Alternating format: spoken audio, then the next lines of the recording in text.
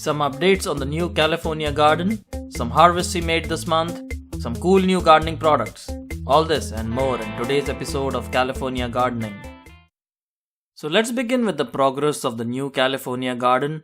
We got all our drip irrigation supplies from our previous garden, our older garden, and I had a lot of drip irrigation main lines as well as some emitters that you can see here, as well as the 1/4-inch tubing. And I've already gone over all the details of setting up a new drip irrigation system. And what we will be doing first here is to set up this drip irrigation system. The weather was so hot in the past month that I could not keep up with the watering. So I decided that the best thing to do first is to install a drip irrigation system for all the plants. And I also used the same timer based system that we had used in our older garden. And set up the emitter, set up the drip irrigation system. And in no time, the drip irrigation system was at work. And I did not have to keep up with the twice a day watering. And the fact that you can see the water dripping from the bottom of the container is a good sign. You also may want to keep some saucers to catch the water, and the plant will then absorb the water over a period of time. And some tips and ideas that I wanted to share with you, firstly, is that using worm compost or vermicompost really helped retain all the moisture in the pot during the hot weather, and it makes a huge difference. As you can see here, the worm castings, they help retain a lot of water. And I also wanted to show you some new plants that we are growing in the garden. We have the emerald okra plants, and although it was very hot in the last couple of weeks, it's beginning to cool down. But we also have a lot of other plants like the tomato plant. This is the beef master tomato plant. We also have our mango plant that took advantage of the warmer weather and is growing well. Our beetle leaf plant is also growing well because of the warmer weather. And I do not have a lot of growing space right now, but hopefully I have some empty containers that I can use to set up my container garden while we are working on setting up our raised bed garden. And now let's look at all the harvests we made, starting with eggplants. We were growing 2 varieties of eggplants. This is the Little Prince eggplant, great to grow in containers. We were seeing some spider mite issues due to the extremely hot weather we've had here. But after spraying this with a little bit of some natural oils, it was all good. We were able to control the spider mites, and the plants are producing eggplants. As you can see, beautiful looking eggplants that can be easily grown in these whiskey barrel containers. And we got quite a lot of eggplants from just this one whiskey barrel.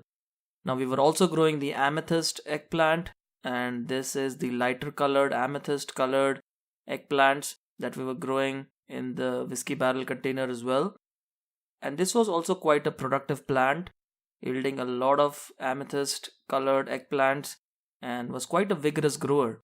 So between the Little Prince and the amethyst eggplants, we got a lot of harvest.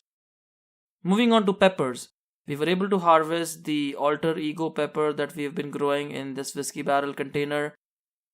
We also had some Thai chili peppers. This is the longer variety of the Thai chili peppers.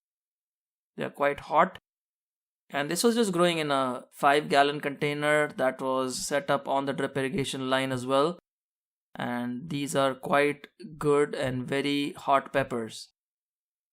Now we were also growing the cayenne peppers. As you can see, these are growing in the 5-gallon container.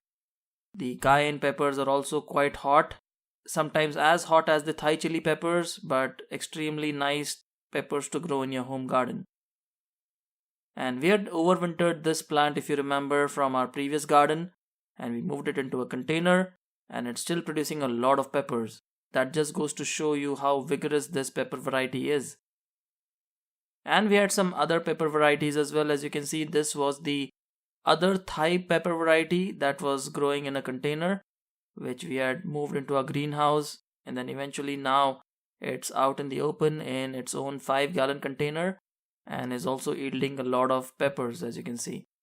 We had some bell peppers growing, the sweet bell peppers. These are extremely mild peppers, once again growing in this 5-gallon container, and it yielded a lot of peppers, as you can see. Now, I wasn't too happy with the health of the pepper plant overall, but it still yielded a lot of bell peppers. And our harvest looks amazing. Although we had limited space, limited number of containers, we were able to get a decent harvest. And moving on to taro root, we were growing the taro plant in these grow bags in our previous garden, and we got our grow bags here, and the taro root plant was growing quite well in this and was growing here for a long time. So we decided it was time to harvest these taro roots from the grow bags. And as you can see here, the taro roots are quite large in size. This taro plant was actually a variety that yields very large sized taro roots.